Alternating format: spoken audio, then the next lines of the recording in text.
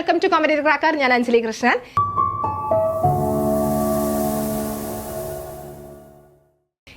നമുക്കറിയാം pre പ്രൈമറിയുടെ notification വീണ്ടും വന്നിരിക്കുകയാണ് അല്ലെ. അപ്പൊ എല്ലാവരും ഇതിനോടകം തന്നെ അപ്ലൈ ചെയ്തിട്ടുണ്ടാകും, പഠനം ആരംഭിച്ചിട്ടുണ്ടാകും അല്ലെ എല്ലാവരും. അപ്പോൾ നമുക്കറിയാം പ്രീ പ്രൈമറിയിലെ സൈക്കോളജി കഴിഞ്ഞ തവണത്തെ സൈക്കോളജിയിലെ ക്വസ്റ്റൻ ആണ് നമുക്കൊന്ന് കുറച്ച് ഡിസ്കസ് ചെയ്യുന്നത്. അപ്പോൾ സൈക്കോളജി നോക്കുകയാണെങ്കിൽ അത്യാവശ്യം നല്ല രീതിയിലുള്ള ആപ്ലിക്കേഷൻ ലെവൽ ക്വസ്റ്റൻസുകളാണ് വന്നിരിക്കുന്നത്. പക്ഷെ എന്നാലും സിമ്പിൾ ആണ്, നമുക്കൊന്ന് വായിച്ച് നോക്കുകയാണെങ്കിൽ നമുക്ക് ഈസി ആയിട്ട് ആൻസർ ചെയ്യാൻ സാധിക്കും. അപ്പൊ നോക്കുകയാണെങ്കിൽ ഫസ്റ്റ് ക്വസ്റ്റൻ ഇതാണ്: ശിശുവികാസത്തെ സംബന്ധിച്ച് താഴെ കൊടുത്തിരിക്കുന്നവയിൽ ശരിയല്ലാത്ത പ്രസ്താവന ഏത് എന്നാണ് ചോദിക്കുന്നത്. അതായത് ശരിയല്ലാത്തത് എന്നാണ് ചോദിച്ചിരിക്കുന്നത്. നോക്കിക്കേ, വികാസം സഞ്ചിത സ്വഭാവമുള്ളതാണ്, വികാസം പ്രവചനാതീതമാണ്, വികാസം പരിപക്വനത്തെയും പഠനത്തെയും ആശ്രയിച്ചിരിക്കുന്നു, വികാസം പരസ്പരം ബന്ധപ്പെട്ടിരിക്കുന്നു. ഏതായിരിക്കും ഇവിടെ ആൻസർ ആയിട്ട് വരിക? വികാസം പ്രവചനാതീതമാണ്, ശരിയല്ലാത്തത്. അപ്പൊ വികാസം എന്ന് പറയുന്നത് പ്രവചിക്കാൻ സാധിക്കുന്നതാണ് അല്ലെ. പ്രവചിക്കാൻ സാധിക്കുന്നതാണ്. അതെന്തുകൊണ്ടാണ് അങ്ങനെ പറയുന്നത്? ഇപ്പൊ നമുക്കറിയാം വികാസം എന്താണെന്ന് ആദ്യമേ പഠിച്ചു വെക്കുക. അപ്പൊ വികാസം എന്ന് പറയുമ്പോൾ എന്താണ്? അതായത് വളർച്ചയോടൊപ്പം തന്നെ, അല്ലെങ്കിൽ ഫിസിക്കൽ വളർച്ച എന്ന് പറയുന്നത് കുട്ടിയുടെ ഫിസിക്കൽ ആയിട്ടുള്ള ആ ഒരു മാറ്റം, അതിനെയാണ് വളർച്ച എന്ന് പറയുന്നത് അല്ലെ. അതിനോടൊപ്പം തന്നെ നമ്മുടെ കൊഗ്നിറ്റീവിലും അല്ലെങ്കിൽ നമ്മുടെ ആറ്റിറ്റ്യൂഡില്, ബിഹേവിയറിൽ, ഇതിലൊക്കെ വരുന്ന മാറ്റം, അതിനെയാണ് വികാസം എന്ന് പറയുന്നത്. അപ്പോൾ വികാസത്തെ നമുക്ക് പ്രവചിക്കാനായിട്ട് സാധിക്കും. ഫോർ എക്സാമ്പിൾ പറയുകയാണെങ്കിൽ ഇപ്പൊ നന്നായിട്ട് പാട്ട് പാടുന്ന കുട്ടി ഭാവിയിൽ നല്ലൊരു കലാകാരിയായിട്ട് വരും അല്ലെ, ഒരു പാട്ടുകാരിയായിട്ട് വരും എന്ന് നമുക്ക് പ്രവചിക്കാൻ സാധിക്കും അല്ലെ. അപ്പോൾ അതുകൊണ്ടാണ് പറയുന്നത് നമുക്ക് പ്രവചിക്കാൻ സാധിക്കും എന്ന് പറയുന്നത്. ഇനി അതുകൂടാതെ തന്നെ മറ്റ് സവിശേഷതകൾ നോക്കുകയാണെങ്കിൽ എന്താണ്? സഞ്ചിത സ്വഭാവമുള്ളതാണ്. അത് വികാസത്തിന്റെ ഒരു സവിശേഷതയാണ്. പിന്നെ ഒരു സവിശേഷതയാണ് അനുസ്യൂതം നടക്കുന്നതാണ് അല്ലെ. അനുസ്യൂതം നടക്കുന്നതാണ്. അത് എന്തുകൊണ്ടാണ് അങ്ങനെ പറയാൻ? അനുസ്യൂതം എന്ന് പറയുന്നതാണ് ബോംബ് ടു ടോംബ് അല്ലെ, മരണം വരെയുള്ളതാണ്. അതെന്താണ് മരണം വരെ വികാസം നടക്കാനായിട്ട് കാരണം? ഇപ്പോ നമുക്കറിയാം ഫിസിക്കൽ ഡെവലപ്മെന്റ് അല്ലെങ്കിൽ ഫിസിക്കൽ ആയിട്ടുള്ള ഒരു ഗ്രോത്ത്, അല്ലെങ്കിൽ ഗ്രോത്ത് എന്ന് പറയുമ്പോൾ ഒരു മെച്യൂരിറ്റി വരുമ്പോൾ അത് നിൽക്കും അല്ലെ. കൈ വളരുന്നു, കാൽ വളരുന്നു, അതൊക്കെ ഒരു സമയം കഴിയുമ്പോൾ നിൽക്കും അല്ലെ. പക്ഷെ ഡെവലപ്മെന്റ് അങ്ങനെയല്ല, എന്താണ്? മരണം വരെയാണ്. മരണം വരെ ആ ഒരു വ്യക്തിയിൽ ആറ്റിറ്റ്യൂഡിന് വ്യത്യാസം വരും, ബിഹേവിയറിലൊക്കെ വ്യത്യാസം വരും അല്ലെ. അപ്പൊ അതുകൊണ്ടാണ് അനുസ്യൂതം നടക്കുന്നതാണ് എന്ന് പറയാൻ കാരണം. ഇനി നെക്സ്റ്റ് വരുന്നതാണ് വികാസം പരിപക്വനത്തെയും പഠനത്തെയും ആശ്രയിച്ചിരിക്കുന്നു. വികാസം പരിപക്വനത്തെയും പഠനത്തെയും ആശ്രയിച്ചിരിക്കുന്നു എന്നുള്ളത് ശരിയാണ് അല്ലെ. ആ ഒരു മെച്യൂരിറ്റിയെയും പഠനത്തെയും വികാസം ആശ്രയിക്കുന്നുണ്ട്. ഇനി വികാസം പരസ്പരം ബന്ധപ്പെട്ടിരിക്കുന്നു. ഇമോഷണലായിട്ടും ഇന്റലിജന്റിലായിട്ടും അതുപോലെ തന്നെ കോഗ്നിറ്റീവ് ആയിട്ടൊക്കെ നമുക്ക് എന്താണ്? പരസ്പരം വികാസം ബന്ധപ്പെട്ടിരിക്കുന്നുണ്ട്. ഇനി ഇതിന്റെ മറ്റ് സവിശേഷതകൾ നോക്കുകയാണെങ്കിൽ എന്താണ്? അതായത് വികാസത്തിന് ഒരു എന്താണ്? ഇൻഡിവിജ്വൽ ഡിഫറൻസസ് ഉണ്ട് അല്ലെ. വ്യക്തിവ്യത്യാസം ഉണ്ട്. അതെന്താണ് അങ്ങനെ പറയാനായിട്ട് കാരണം? അതായത് ഒരു കുട്ടി അല്ലെങ്കിൽ ഇപ്പോ തൊട്ടടുത്തിരിക്കുന്ന രണ്ട് കുട്ടികൾ, ക്ലാസ്സിൽ തൊട്ടടുത്തിരിക്കുന്ന രണ്ട് കുട്ടികൾ ഉണ്ടെന്ന് വിചാരിക്കാം. ഒരു കുട്ടിയുടെ അടുത്ത് ഒരു കാര്യം പറഞ്ഞാൽ ചിലപ്പോൾ ആ കുട്ടിക്ക് അത് മനസ്സിലാകും. പക്ഷെ തൊട്ടടുത്തിരിക്കുന്ന കുട്ടിക്ക് 2-3 പ്രാവശ്യം പറഞ്ഞാൽ അത് മനസ്സിലാകുകയുള്ളൂ അല്ലെ. അപ്പൊ അതുകൊണ്ടാണ് പറയുന്നത് ഇൻഡിവിജ്വൽ ഡിഫറൻസസ് അല്ലെ, വ്യക്തിവ്യത്യാസമുണ്ട്. ഇനി നെക്സ്റ്റ് വരുന്നതാണ് ഗതി നിയമം പാലിക്കുന്നു. എന്താണ് ആ രണ്ട് ഗതി നിയമം? പ്രോക്സിമോ ഡിസ്റ്റൽ ആൻഡ് സെഫലോകോഡൽ അല്ലെ. പ്രോക്സിമോ ഡിസ്റ്റൽ ആൻഡ് സെഫലോകോഡൽ അതാണ് രണ്ട് ഗതി നിയമം എന്ന് പറയുന്നത്. ഇനി വേറൊന്നാണ് എന്താണ്? രേഖീയമല്ല, മറിച്ച് ചാക്രികമാണ് അല്ലെ. രേഖീയമല്ല മറിച്ച് ചാക്രികമാണ്. അതെന്താണ് അങ്ങനെ പറയാൻ കാരണം? അതായത് ഒരേ രീതിയിലല്ല അല്ലെ, മറിച്ച് ചാക്രികമായിട്ടുള്ള രീതിയിലാണ്. കുറച്ച് ഏറ്റക്കുറച്ചിലുകളും കാര്യങ്ങളും ഒക്കെ നമുക്ക് എന്താണ് അവിടെ കാണാനായിട്ട് സാധിക്കും. ഇനി അതുകൂടാതെ വേറെ കുറച്ച് ഡിഫറൻസസ് അല്ലെങ്കിൽ മറ്റൊരു സവിശേഷത എന്ന് പറയുകയാണെങ്കിൽ ചില നിർണായക ഘട്ടങ്ങൾ അല്ലെ. വികാസത്തിന് ചില നിർണായക ഘട്ടങ്ങളുണ്ട്.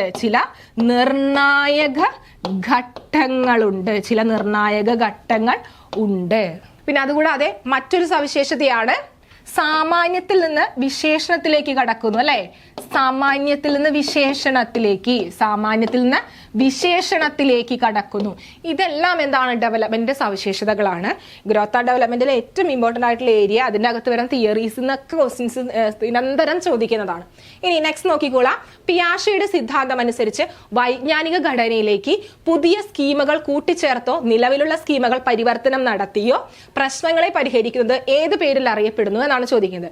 ഈ സ്കീമ എന്ന് പറയുമ്പോൾ എന്താണ്? പിയാഷെയുടെ വൈജ്ഞാനിക പഠനം അല്ലെ, അതുമായിട്ട് ബന്ധപ്പെട്ട ഒരു തിയറിയാണ്. അവിടെ സ്കീമ എന്ന് പറയുമ്പോൾ അറിവിന്റെ അടിസ്ഥാന ഏകകം അല്ലെ, അറിവിന്റെ അടിസ്ഥാന ഏകകമാണ് എന്താ സ്കീമ എന്ന് പറയുന്നത്. അപ്പൊ ഇവിടെ രണ്ട് കാര്യം ഓർത്ത് വെക്കണം.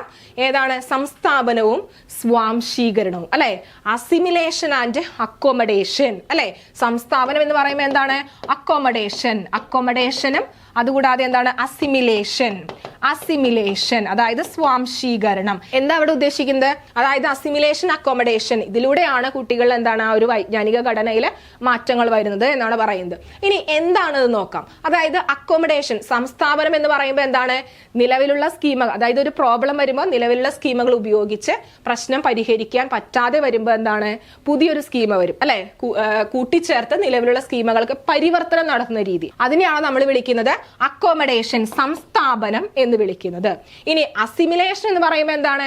നിലവിലുള്ള സ്കീമകൾ ഉപയോഗിച്ച് ആ ഒരു പ്രോബ്ലത്തിനെ സോൾവ് ചെയ്യുക, അതിനെയാണ് നമ്മൾ അസിമിലേഷൻ, സ്വാംശീകരണം എന്ന് വിളിക്കുന്നത്.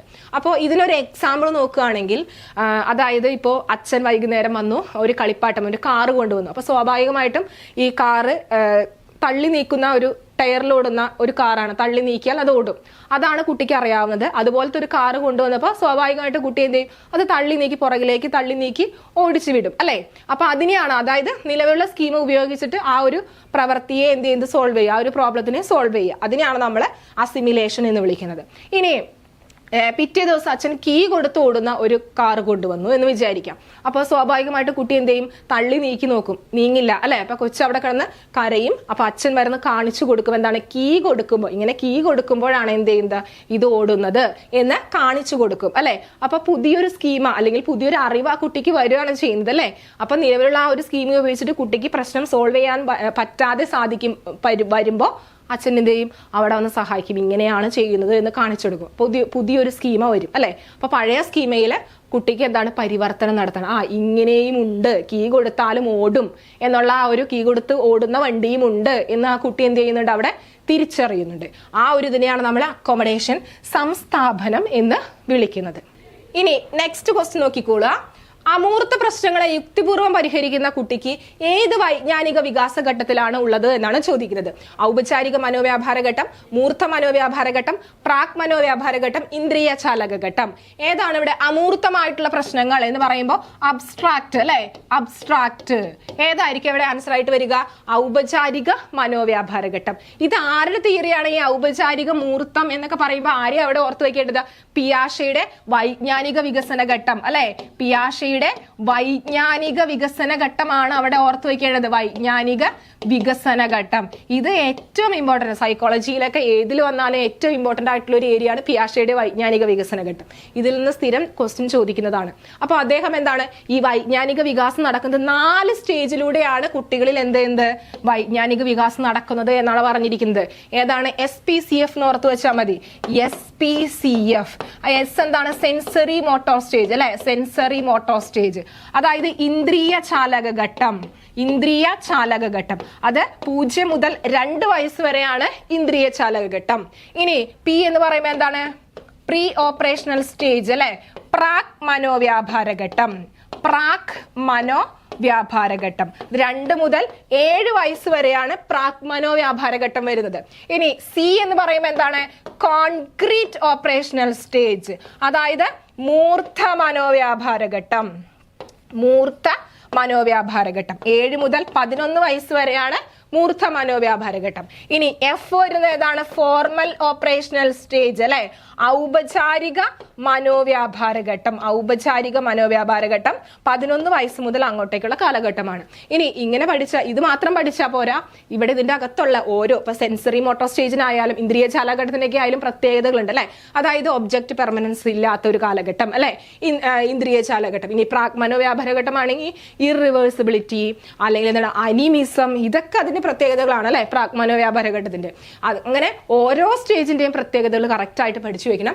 അപ്പോൾ ഇവിടെ ഔപചാരിക മനോവ്യാപാര ഘട്ടത്തിന്റെ ആ ഒരു പ്രത്യേകത എന്ന് പറഞ്ഞാൽ നമുക്കറിയാം, അമൂർത്തമായിട്ടുള്ള പ്രശ്നങ്ങളെ യുക്തിപൂർവ്വം കൈകാര്യം ചെയ്യുന്നു, പ്രോബ്ലം സോൾവിങ്. ഇതൊക്കെ ഏത് കാലഘട്ടത്തിലാണ്? ഔപചാരിക മനോവ്യാപാര ഘട്ടത്തിലാണ് നടക്കുന്നത് അല്ലെ.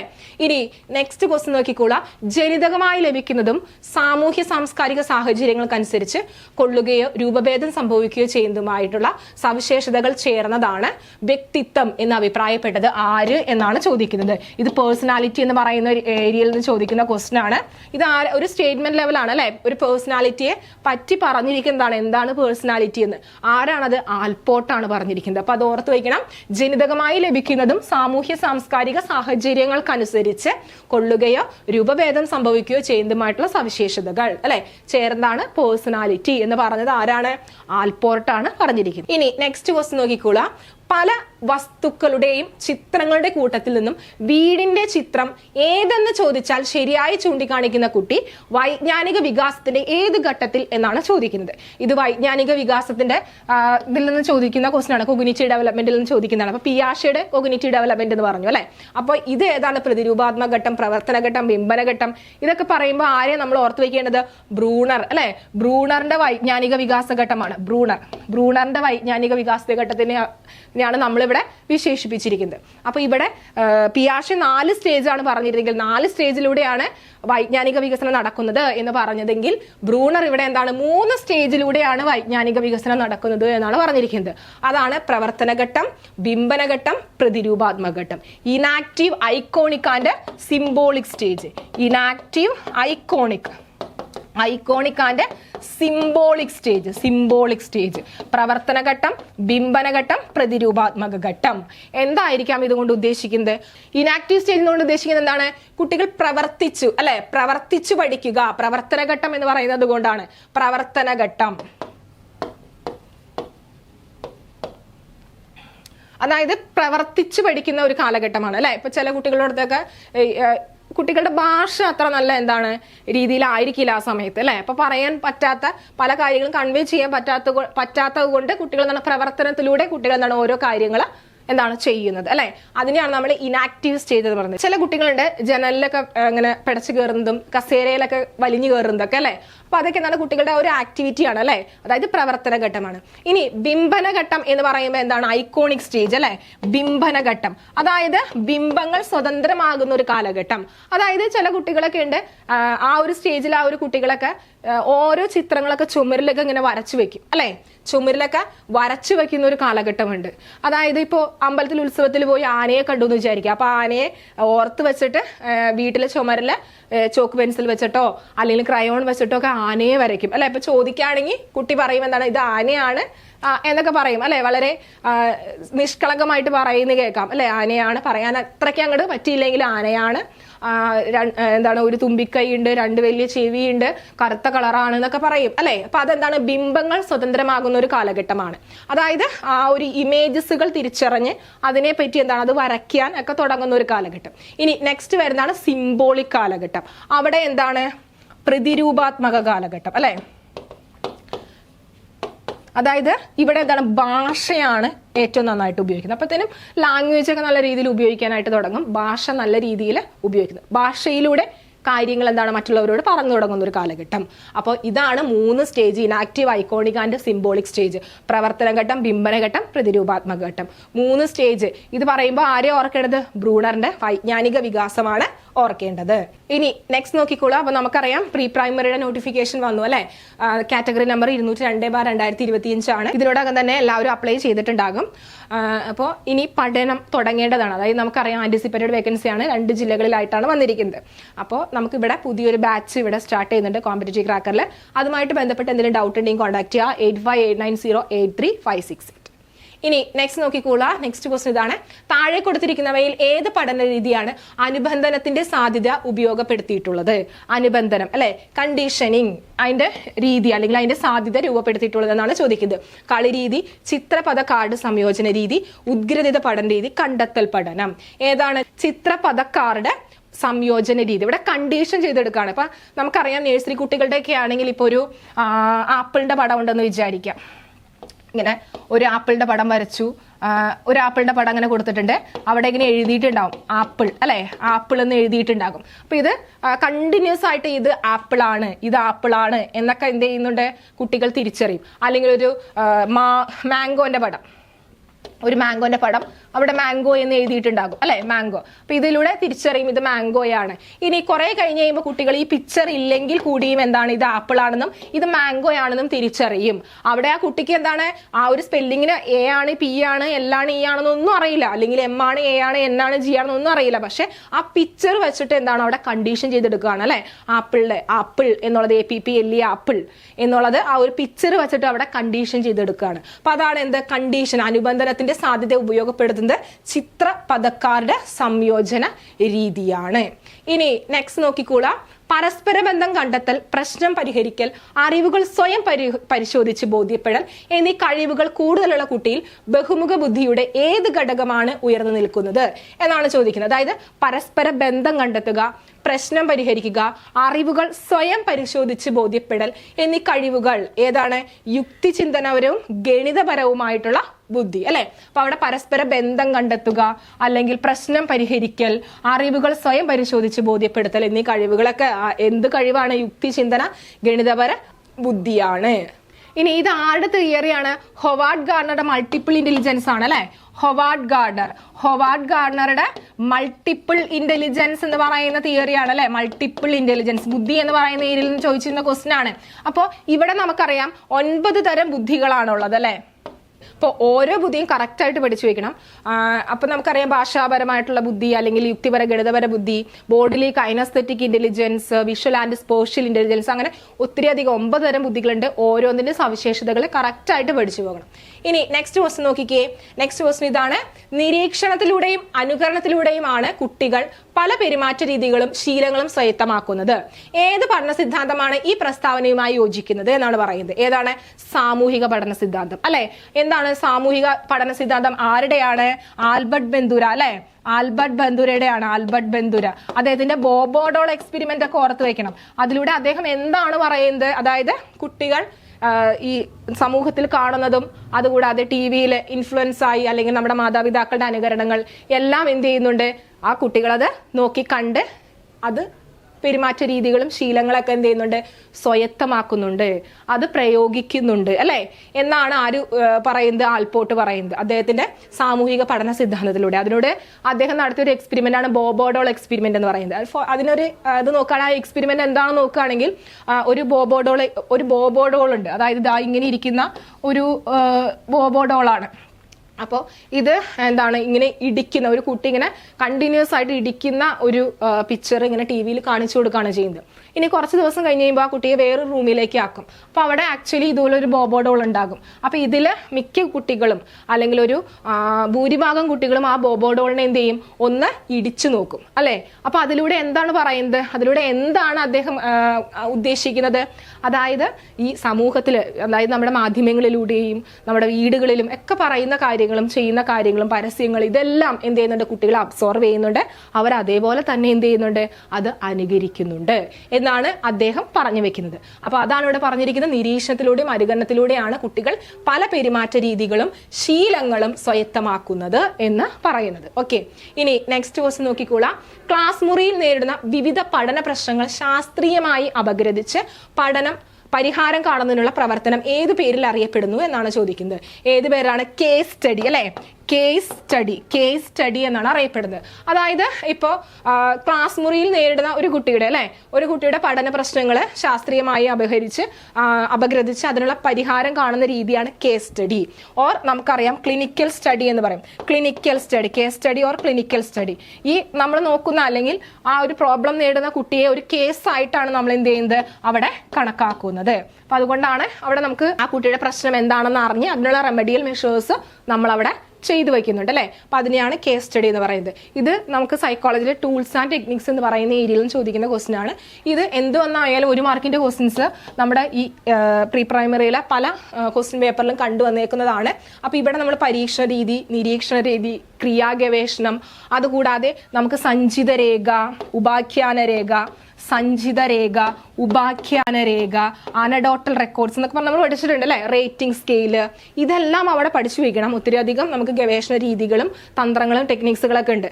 അതിൽ നിന്നൊക്കെ 1 മാർക്കിന്റെ ക്വസ്റ്റ്യൻസുകൾ ചോദിക്കുന്ന ഒരു ഏരിയ ആണ്. അപ്പോൾ ഇത്രയാണ് നമുക്ക് എന്താണ് ഇവിടെ ക്വസ്റ്റ്യൻസുകൾ വരുന്നത്. ഇത്രയല്ല, ഒത്തിരി അധികം ക്വസ്റ്റ്യൻസുകൾ നമുക്ക് പ്രീവിയസ് ഇയർ ക്വസ്റ്റ്യൻസുകളായിട്ട് കാണാനായിട്ട് പറ്റും. അപ്പോൾ ഇനി നമുക്ക് നെക്സ്റ്റ് മറ്റൊരു വീഡിയോയിൽ കാണാം. വീഡിയോ ഇഷ്ടമായെങ്കിൽ ലൈക്ക് ചെയ്യുക, ഷെയർ ചെയ്യുക, സബ്സ്ക്രൈബ് ചെയ്യുക. അപ്പോൾ പുതിയൊരു ബാച്ച് തുടങ്ങുന്നുണ്ട്. ജോയിൻ ചെയ്യാനായിട്ട് കോൺടാക്ട് ചെയ്യുക 8589083568. Thank you.